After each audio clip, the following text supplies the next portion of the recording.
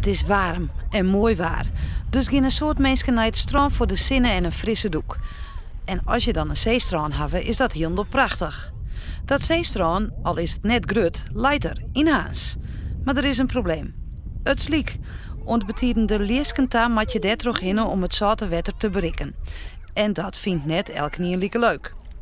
Voor inwoner van Haans Jaap de Jong wie het onleiding een plan te maken voor een zeezwembad. En dan zou we in het bassin, dan zou er aan de buitenkant zou dan een sluisje komen moeten.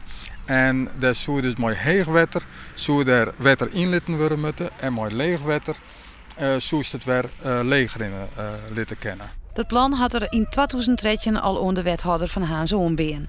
Maar de gemeente zei dat het net zomaar kan. En Jilt, dat is er ik net als wetter.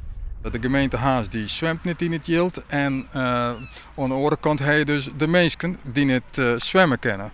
Nou ja, dan is dit een zoiets wezen kennen van dat je daar toch even oerheen komen moet. Bob, dat is de Waadzee cultureel erfgoed. Maar goed, als er niet om bad, dan bleven orenstranden echt aantrekkelijker. Ook voor de jonge garde. Je zwemmen lekker in Makkum? Ja, daar is ook geen modder en zo. En dus daarom kunnen we daar lekker soms zitten. Haans had een soort plan om het toerisme op te krikken. De cruise-steiger, de Willemshaven wordt opknapt. Zijn strand zou er mooi in passen, vindt de Jong. Dan wordt het hier volle dynamischer, hè?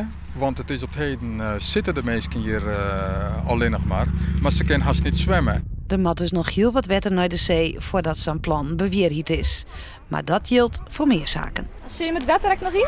Nee. Nou, dan moeten we nog even weer weer. En als we hier 2 weken nog komen, dan zitten we denk ik gewoon in het water. Ja, dan zetten we gewoon in het water.